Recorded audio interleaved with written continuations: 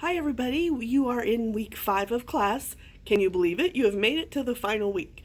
We've done a lot of work so far, and this week we're going to take some of the things that we've talked about in terms of our learning patterns, how we interact with others, how our patterns sort of guide the way that we work through activities, tasks, problems, our daily routines, and we're going to apply that to our career choice.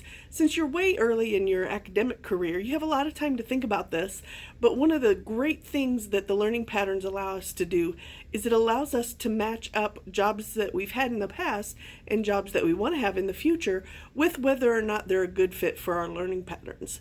If your job happens to not be a good fit for your pattern, does that mean it's not a job for you? Not at all. But what it means is that you have to be able to work around your patterns to be successful in your job.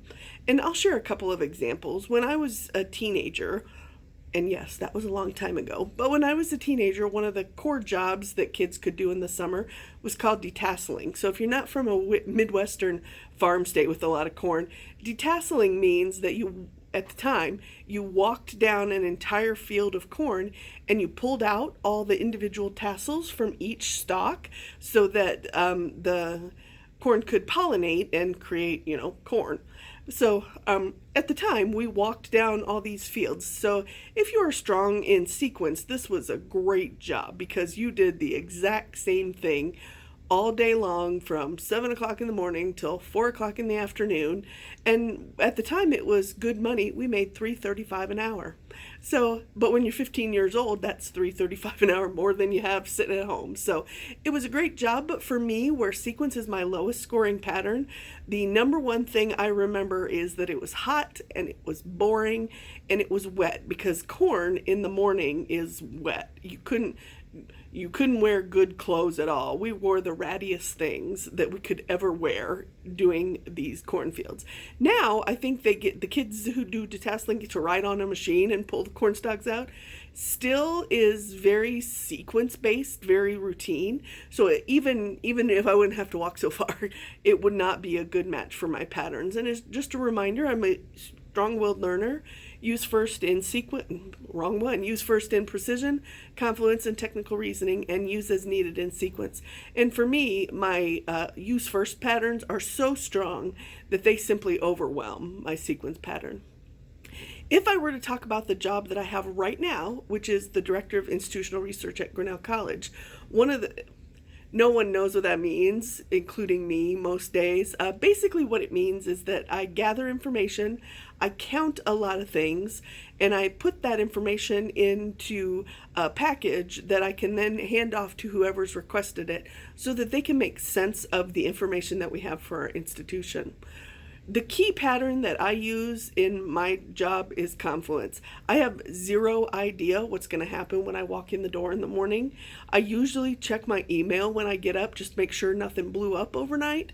But I can walk in, and by the time I check my mail in the morning and actually drive here, the whole priorities for the day could have changed. I'm at the beck and call of the president of our institution, the dean. There's a god-awful big list of vice presidents, and whatever they want at that point in time is what I provide to them.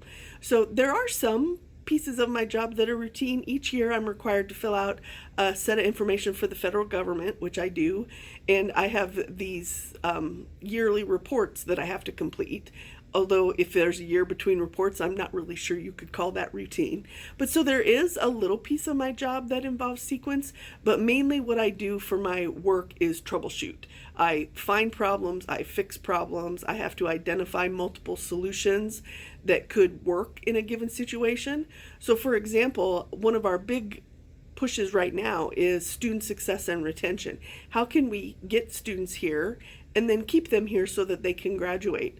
And so I've collected years and years and years worth of information on who our students are and whether they complete, and if there's something in their academic profile that would stop them from completing the education here.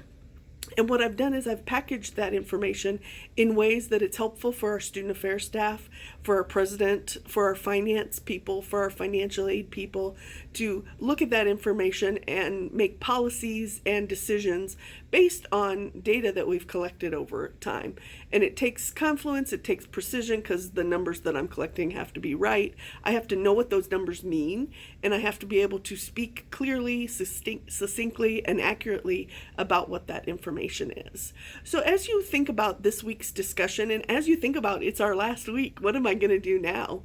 Keep in mind that your learning patterns follow you no matter what you do. So I've seen so many of you in your essays and in your discussions talk about how you learn the patterns here, but you see them applied across your life, whether it's at home in the way you do housework, or whether it's at work in the daily tasks you do at your job. It's so great to see that expansion of your knowledge from class outwards to other aspects of your life.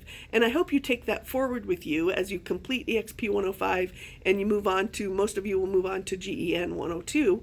And so I hope you take this knowledge with you there and then learn about technology and information literacy to sort of really well round yourself as you're working through your education online. So have a great time in your last week of class, and I look forward to reading about your jobs and what you believe are the 3 things you like to do most, the 3 things you like to do least, and how those match up with your patterns. Have a great week, everybody. Thanks.